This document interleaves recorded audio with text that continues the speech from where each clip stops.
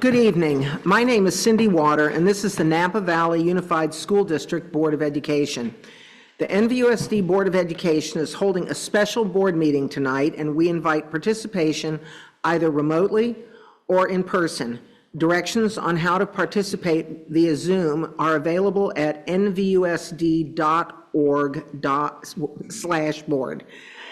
Interpretation in Spanish is available for tonight's virtual board meeting. Our interpreters are Vanessa Cardenas and Fabiola Valencia. One of the interpreters will now translate the directions on our English channel so our Spanish-speaking families may hear the instructions. Should I wait for that? Hello, can you hear me? Yes. Okay, so I will give instructions in Spanish, correct? Yes. Ok, hola, buenas tardes. Esta junta se dará a cabo en inglés. Sin embargo, si quiere escuchar la junta en el idioma español, por favor de hacerle clic abajo si está viendo su celular o dependiendo de qué aparato esté usando. Hay una manera de poder presionarle donde tiene idiomas. Es un globo terráneo donde puedes seleccionar idiomas y ponerle español. Si tiene alguna pregunta, por favor de escribirlo en el chat. Muchas gracias. Thank you. And thank you. Can we please start with an attendance roll call from Vera Morales, Executive Assistant? Yes. Trustee Water? Present. Trustee Reiser? Present. Trustee Shu? Present. Trustee Gracia? Present. Trustee Jankowicz? Present. Trustee Hart? Present. Trustee Gonzalez Mares? Present. Quorum present. Thank you. Thank you.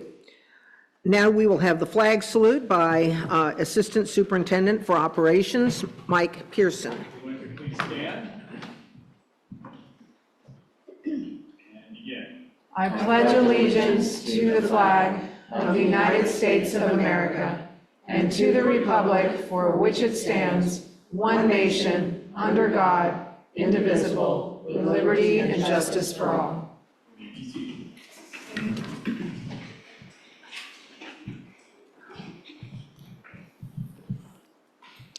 Okay, 2, announcement. This meeting is live streamed and recorded via Zoom and will be archived on the district YouTube channel. For a detailed review of any meeting agenda item, the archived video can be referenced on the district's webpage at nvusd.org. The process for public comment can also be found on the district's webpage. Okay, approval of special session agenda. May I get a motion to approve the agenda?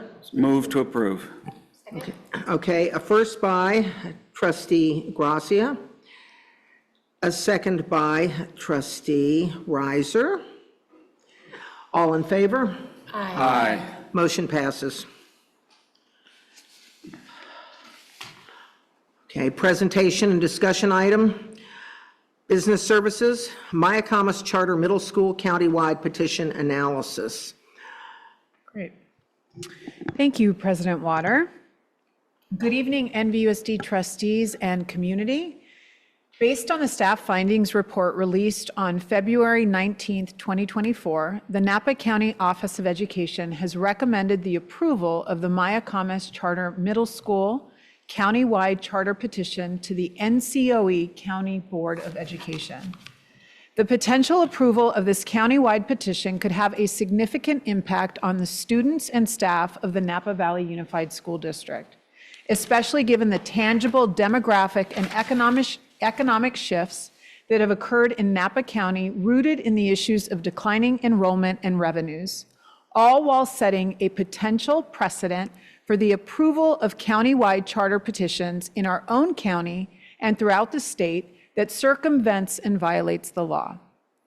If the countywide charter petition were to be approved next week at the March 5th Napa County Office of Education Board meeting, NVUSD believes that the potential approval would demonstrate a shocking abdication by the county superintendent and the County Office of Education of their fiduciary duties for fiscal oversight of all schools and districts in the county, and would demonstrate a clear abuse of discretion by our county board. After review of the NCOE staff findings, our NVUSD district leadership team remains concerned about the quality of the review that was conducted and its implications. Thus, tonight at this special board meeting, NVUSD will present its own independent analysis of the petition, including a focus on the financial and legal aspects of the petition in order for the NVUSD Board of Education and the public to have access to information related to pertinent data and the relevant law. Assistant Superintendent Rob Manguala will provide first a financial analysis, followed by Stephanie Medrano Farland, a consultant with Capital Advisors and a statewide charter expert, who will present an analysis of the merits of the county-wide petition. NVUSD's General Counsel, Mary Hernandez, will then present her legal analysis during our board's closed session. The NVUSD Board of Education will consider the implications of that legal analysis. With that, I'd like to introduce Assistant Superintendent of Business Services, Mr. Rob Manguala, who will do the first part of tonight's presentation. Thank you.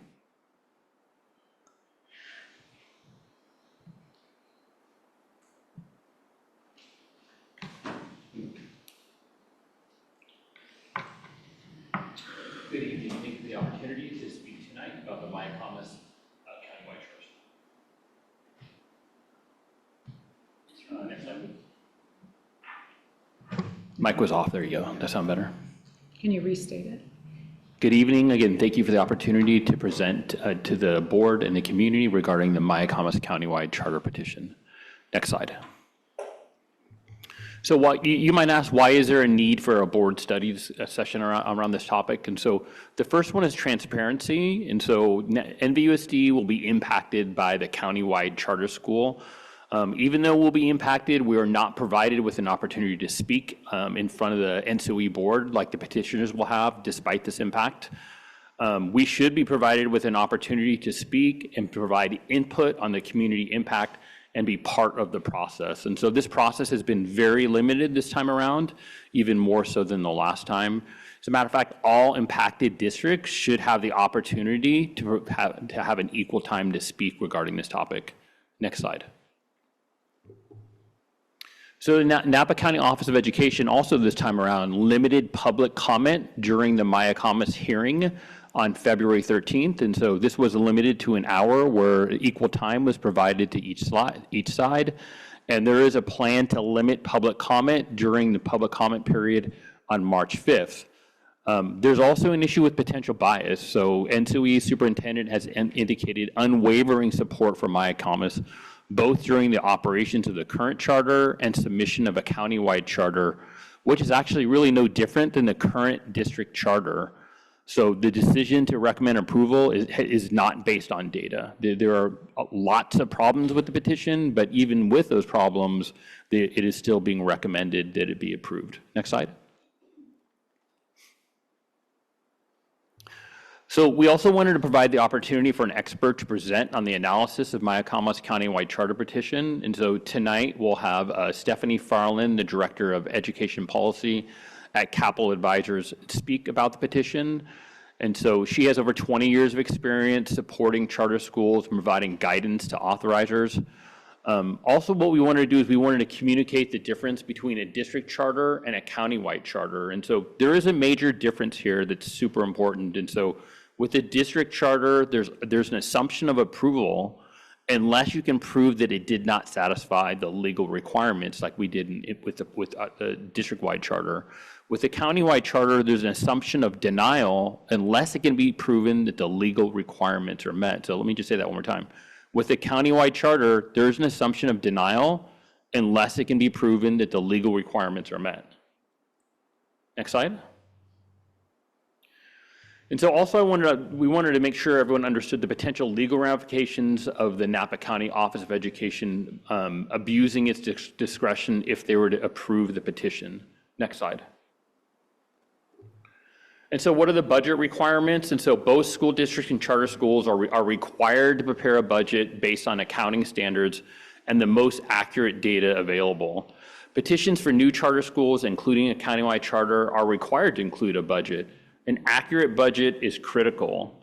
Without it, the petitioners will not be able to implement the program as set forth in the petition or meet the goals of the petition, and will likely end up closing the school. Next slide.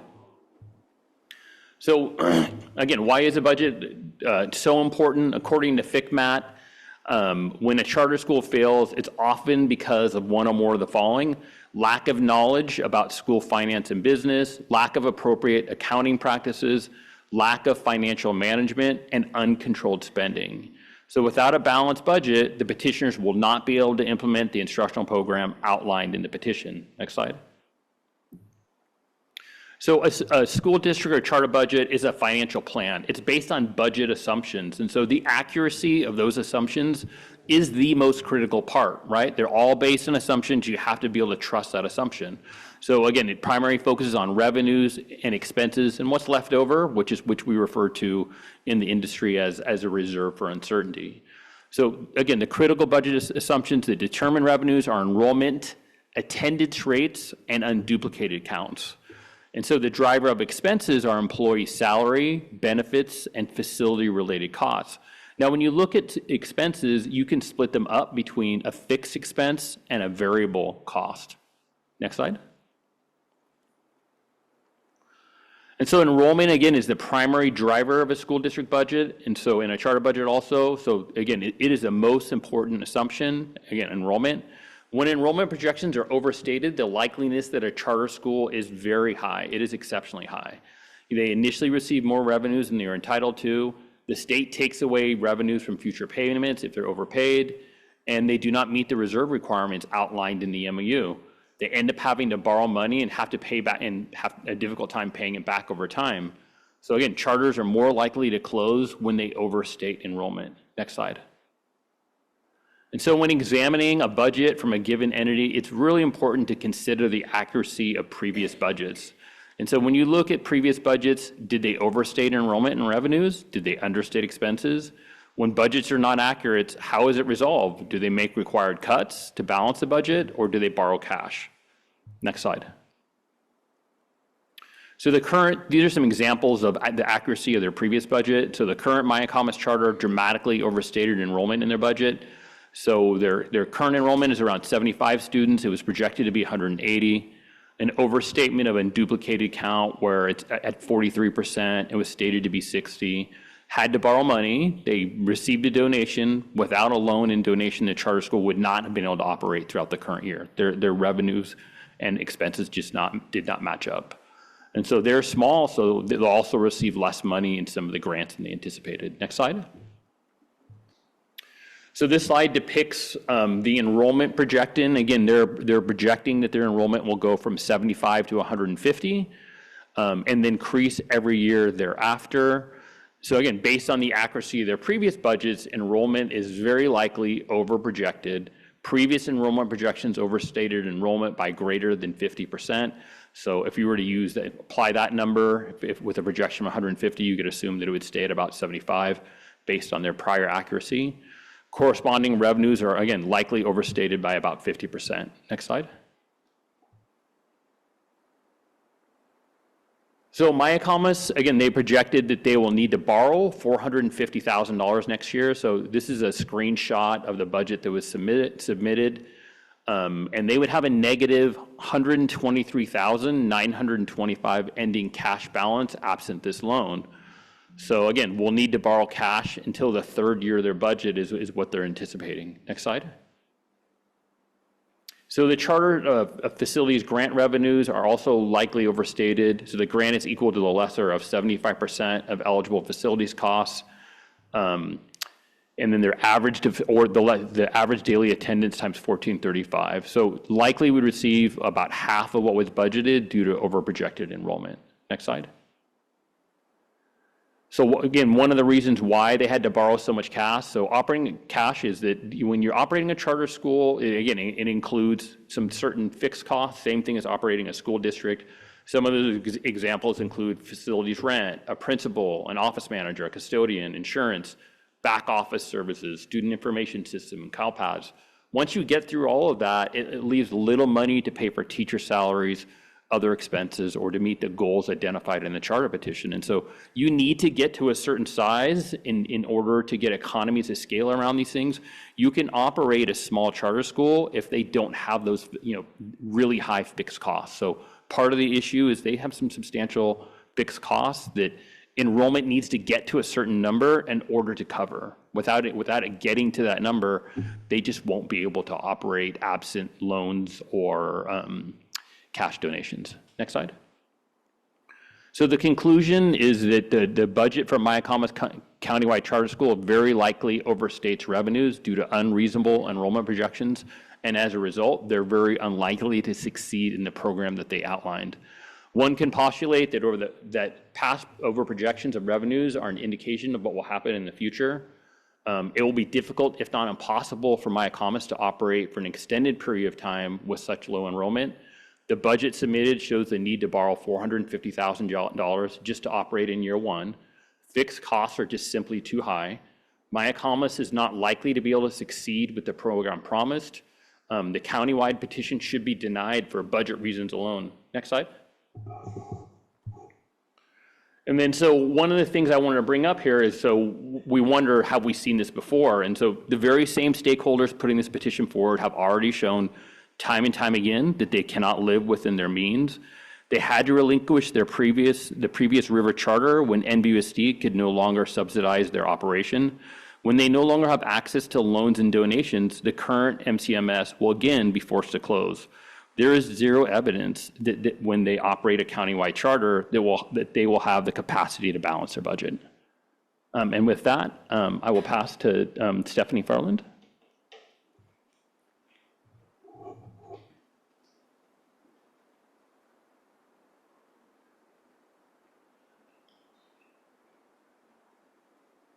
So trustees, Ms. Farland is going to be providing us with further analysis beyond just the financials. Good evening. I'm happy to be here tonight.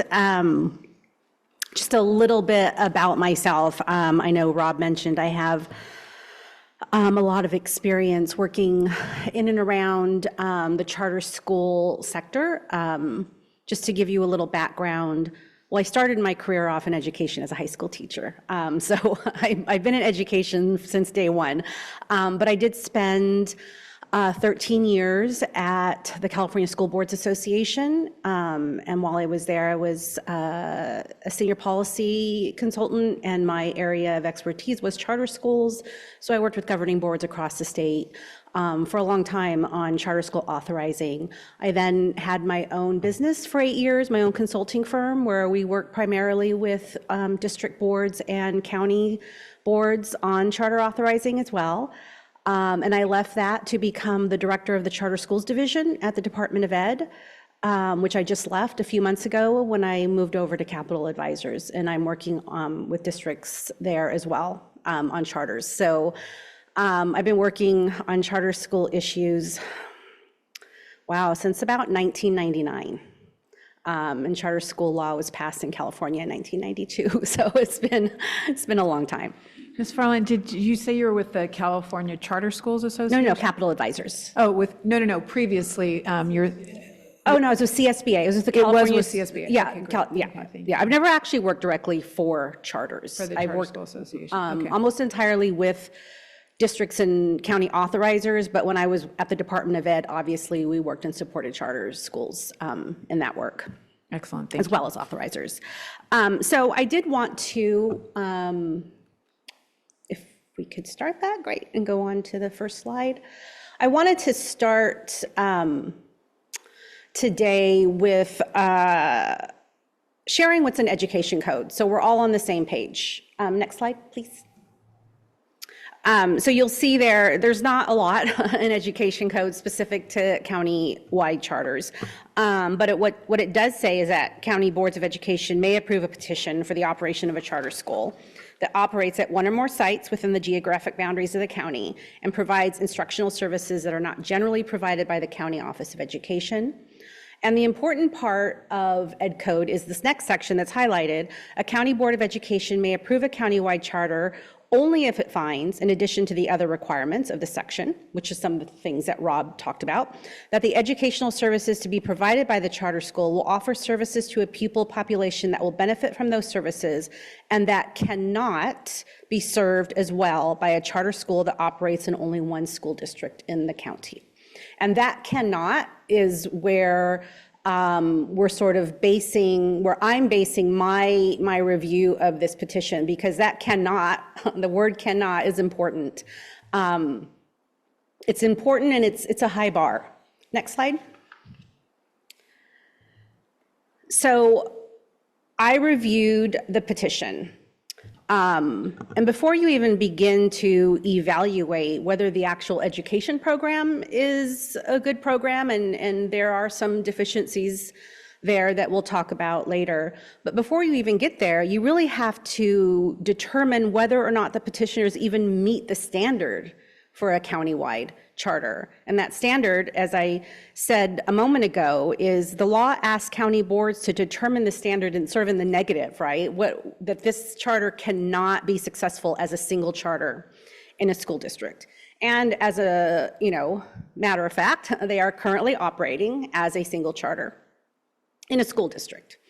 And so the main takeaway from all of the reasons and justifications the petitioners use for a countywide can be boiled down to this.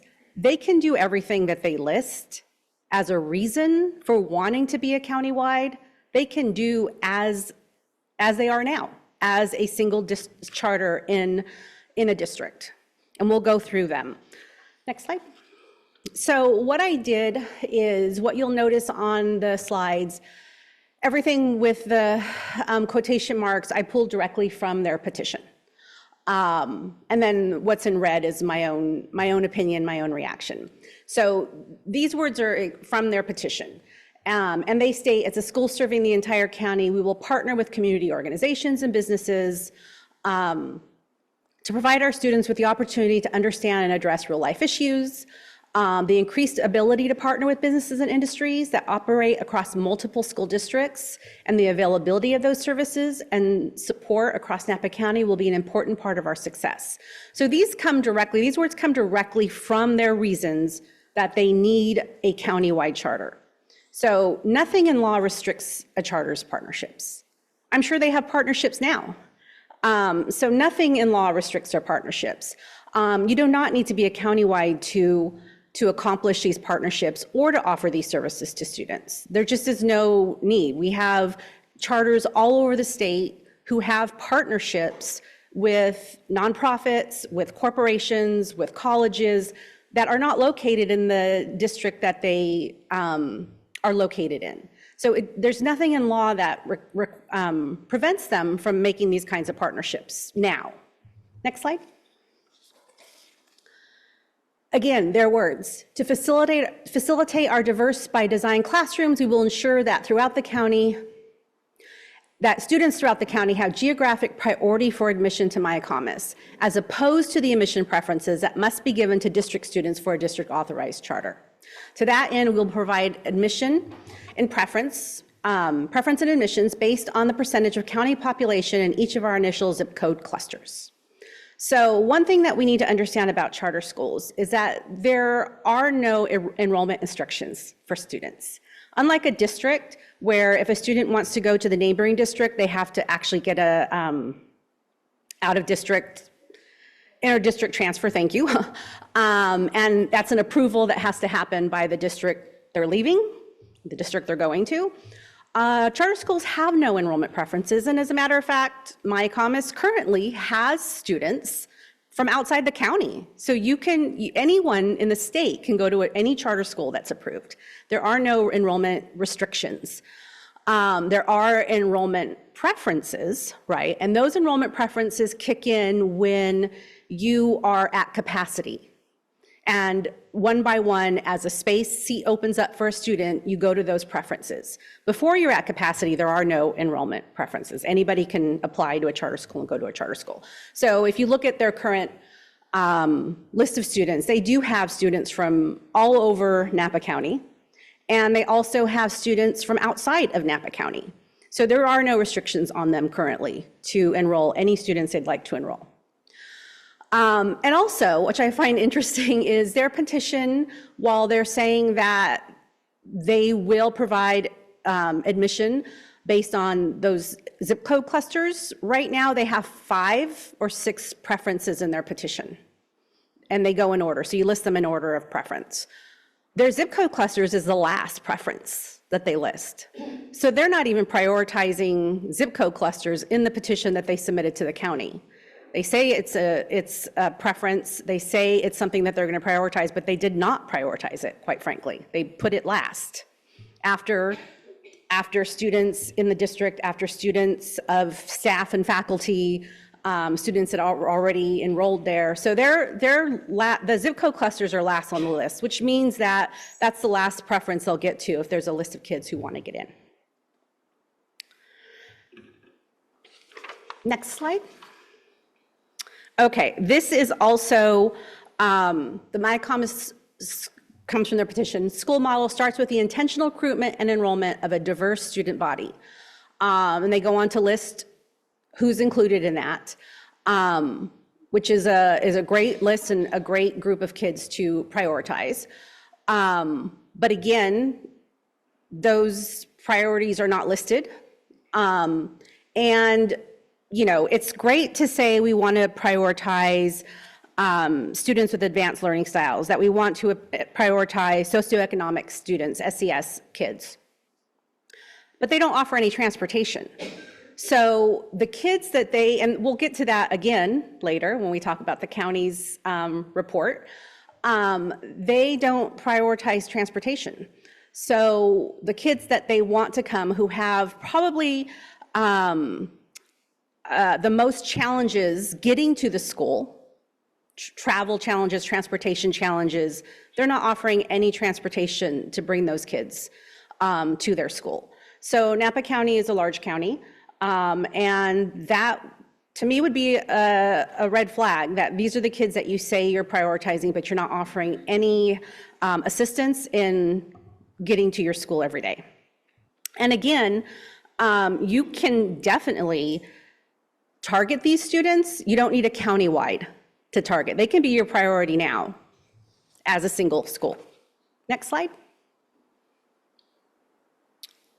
Some fundamental differences, their words, between a countywide benefit charter and a district authorized charter involve location and target students. The countywide charter must give preference to students living in Napa County in the admission process and can operate facilities anywhere in the county.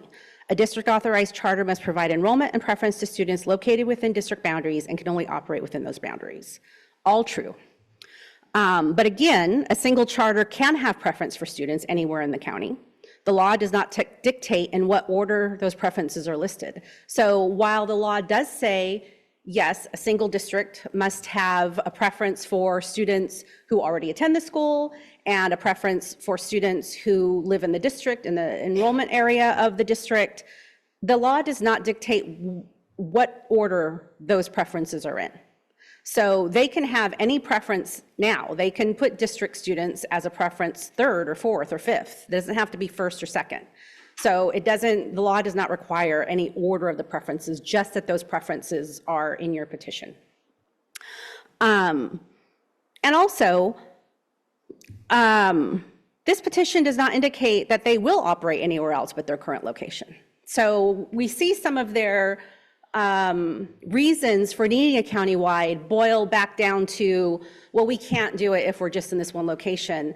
But I read through their petition, and unless I missed it, I didn't see them point to any other locations in the county that they plan to operate or locate. I also didn't see any letters to any other superintendents as required to let them know that they plan to locate in their district. So as far as I know, and the way I read the petition, they only plan to be located in this in the facility they are currently operating. Next slide. So they talk a little bit about the kind of program that they plan on offering. that their program would particularly benefit socioeconomically disadvantaged students across Napa County who would not otherwise have access to this engaging programming, and that operating as a countywide benefit would ensure that public funds are spent to the maximum extent on students in the classroom to avoid needless duplication of administrative compliance and operational expenses and effort, which would occur if Mayacamas were to operate multiple separate schools with oversight by multiple authorities. So again, they don't actually state that they plan to locate anywhere else. So while this is a prominent reason for them needing a countywide, and they're not planning to operate. So these issues that they would have, which I don't even really know that they're issues anyway, by needless duplication of administrative compliance and operational expenses, isn't really a reason to be a countywide. We have plenty of charter management organizations that operate charters in different counties that have multiple schools in the same county. And they are doing fine, both operationally and financially. So it really is not a reason to be countywide. So they sort of negate their own reasons in their petition. Same from this one. Operating as a countywide benefit charter would ensure that public funds are spent. Wait, I already had that one. Next slide. Again, based on the concept of operating as a single unified school community, encompassing students, parents, teachers, staff, and community partners. And this unity is crucial in advancing their mission. Fragmenting into separate schools would hinder the establishment of this intended community, but a countywide is separate schools. So I'm not really sure where they're going with this, except that you can have that kind of unity in one school. Hopefully you do have that kind of unity in one school. So again, there's no evidence they plan to operate more than one location, and there's no restriction to parent involvement with a single approved school. They can have that kind of unity in any type of school format that they operate. Next slide. So the school district in which Mayacamas will be located, which we know is Napa Valley, has demonstrated that it is unwilling to authorize new charter schools, notwithstanding the clear and present demand and need among the community for a charter middle school option. The State Board of Ed specifically found that NVUSD's decision to deny Mayacamas as a single district charter school was a product of an unfair and biased process, and that NVUSD's attempted fiscal justifications for denial were unsubstantiated. So this is a huge mischaracterization. I don't have to tell you that, but the court actually found the exact opposite. While SBE did grant their appeal, the court found that SBE abused its discretion in reversing Napa Valley's decision to deny the charter petition, because there was no evidence of improper bias by NVUSD's board, and SBE actually made no findings regarding the sufficiency of the evidence supporting NVUSD's denial. And as you know, that court case is on appeal. But it really is very disingenuous to put that into their petition without also stating that the state board was found to be found to have abused its own discretion. I know that very well because I was at the Department of Education when we reviewed the Mayacamas appeal. And as a director of the Charter Schools Division, it was my job to provide the state board with the information and give them my recommendation. And the department's recommendation was to deny, was to uphold Napa Valley's denial, because Napa Valley and Napa County both did not abuse their discretion in denying the charter petition. So it's a complete mischaracterization. The state board was found in the wrong. The other piece I'd like to point out of Ed Code. So there is a piece of Ed Code, and actually this is on the Department of Education's webpage under their FAQs, and the link is there, that Ed Code prohibits 47605.6A2 prohibits a current charter from converting to a countywide charter. Clearly states that Ed Code section 47605.682 prohibits an existing public school, including, and these are the words out off the webpage, including an active charter school to convert to a countywide charter. Mayacamas countywide petition, to a countywide charter, has the same petitioners, it's the same teachers, it's the same staff, it's the same facility. It is a conversion. So Ed Code does already provide Napa County with a big green flag that says, oh, look, you can't do this. We should deny you. Next slide.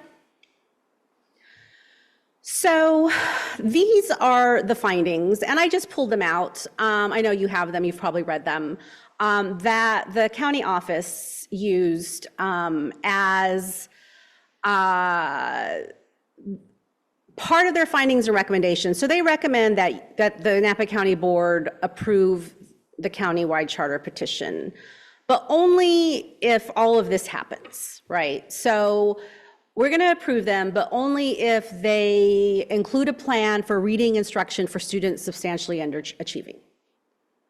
That seems like a big hole in their petition if they have to tell the charter petitioners to include that. A process for materials adoption. Confirmation that a SELPA will accept them. I think they're already in a SELPA, so they have to be. So it seems like maybe they could have gotten a letter. Independent study assurance acknowledgements. An assurance that the zip code preference process will be moved up in the preference sequence. So it is behind only currently enrolled students and their siblings. So even Napa County staff saw that you're prioritizing these zip code clusters to ensure that you get the students you want to get, and you've put it at the end of your preference list. And so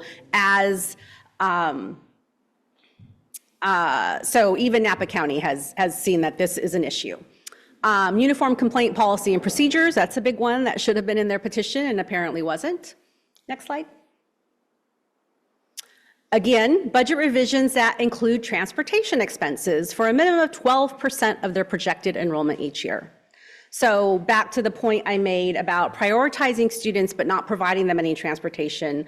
Obviously, the county staff, Napa County staff also felt that that was an issue.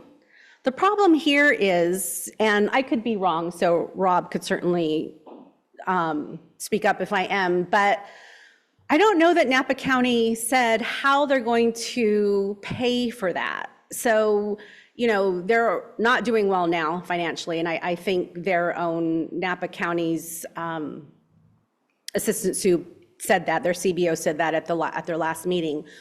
They're barely hanging on. They have overprojected enrollment. Based on my experience looking at startup schools, they've way overprojected their enrollment. And as a matter of fact, when I was at the state board, we closed 2 schools because they overprojected their enrollments, and they could not function without a lot of loans, which either you're getting them from private people, which is not how you operate a school, or you're getting them from banks, which have a really high interest rate for charters. And then you have to pay that back, which cuts into the funding that goes to your students. So I don't know, Napa is suggesting this, but they're not saying how they're going to pay for it. It certainly isn't in their budget now. So if we think their budget's weak now, how are they going to put in 12% for transportation for 12% of their kids? And there's a lot of other reasons there. I highlighted the last one, a school safety plan, because that's a requirement. So I wonder if they have one now, because if they did, you think they would just put it into their petition. So I'm really worried that they don't have a school safety plan in place, and it is a requirement by law that they do, and that they update it every year. So that to me is a big hole. Basically, the bottom line is, and we can go to the next slide. Any of these conditions that Napa County staff put into their recommendations and findings are a valid reason to deny a charter school. Those were some big holes. Those are some big red flags to see in a petition. If I was looking at a petition and it didn't have a student safety plan, that would be a big red flag. So any of those reasons that they give are reasons that authorizers all across the state could lawfully and responsibly deny a charter petition. Yet they're saying we're going to approve this if you fix these 20 to 30 things. So that's a huge problem right there. Secondly, even assuming each condition for approval is implemented, the standard for a countywide charter petition still does not meet the statutory requirements. Next slide. I will say my final comments are basically what I've said. The petitioners do not list any other locations they plan to locate, which is a problem because they base so much of their reasons for needing a countywide on that they can't possibly locate in so many districts and be efficient. Nothing proposed cannot be accomplished as a single charter located in one district. They've not given us any legitimate reasons the school needs to be a countywide. The county itself has identified many significant deficiencies in the petition. And then lastly, and I'm sure you've read about it or heard about it, but SB 1380 was introduced last week, introduced by Senator Dodd, and the bill does address this very issue. There are some fiscal issues that it addresses in terms of approving petitions and expanding the reasons for fiscal denial. But it also specifically addresses the issue of a charter being denied at the local district and then submitting a similar petition to the county for a countywide, and it would prohibit that. So it was a concern enough, certainly to Senator Dodd, but really all across the state that this is happening, and that it was an issue that needed to be addressed in law. Okay. And I think that covers it. Thank you. Thank you. Thank you, Ms. Medrano Farland. And are there any comments or discussion, board? Okay, don't go to public comment. Okay, are there any public comments on Zoom about this item? There is no public comment about this item. Okay, well, seeing any public comments in the room? No. Seeing that there are none, the board will now adjourn into. I'm sorry, Trustee. Okay. We have some late hand raises. Okay. Is that right, Ms. Green? Yes, it is. Thank you. Okay, thank you. Okay, so the first public comment is Hector Gallegos.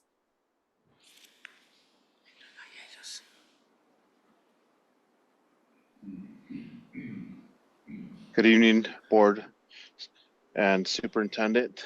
On behalf of CSEA, I would like to express our support for the district in conducting a fair analysis of the Mayacamas chapter petition. We appreciate the district's advocacy for our students. That's all I have to say, and thank you for the great job that you guys are doing. And thank you guys for the report. It was very informative. And that's all I have to say. Thank you, guys. Thank you, Mr. Gallegos. Any other comments? Yes. The next public comment is from Jackie Clayton. Okay.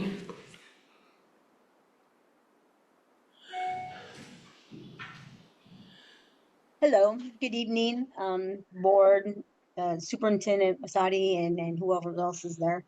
I just have a simple comment that this has been one of the most difficult things as an employee I have ever experienced. And regardless, we'll continue to be there and to support Napa Valley Unified as representative of CSEA. I'm the first vice president. I commend you all of you, for the hard work and time that it is taking to go ahead to address this situation. I thank you for the presentation today, because that cleared up even some of the things that I had questioning in the back of my mind. So I appreciate the educational pieces today.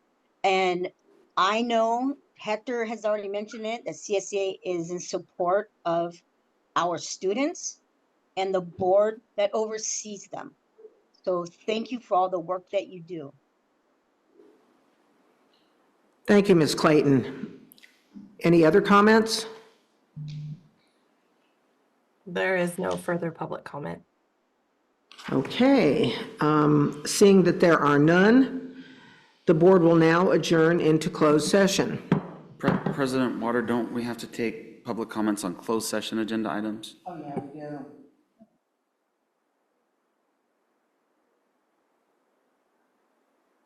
Whoops, we do. Thank you, former president, for keeping me on the straight and narrow. Okay, okay, as for, on closed session agenda items, sorry, I got them, I conflated them. Do we have any public comments on closed session agenda items? There is no public comment on closed session agenda items. All right. Okay, well, now, seeing that there are none, the board will now adjourn into closed session.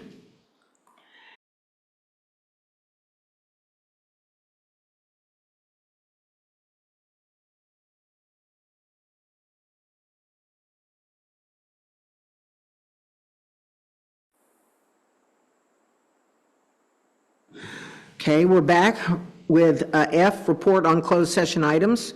Trustee Chu, is there anything to report on closed session items? Yes. The Board of Education approved the initiation of litigation and directed that the action, the defendants, and other particulars shall, once the litigation has formally commenced, be disclosed to any person upon inquiry.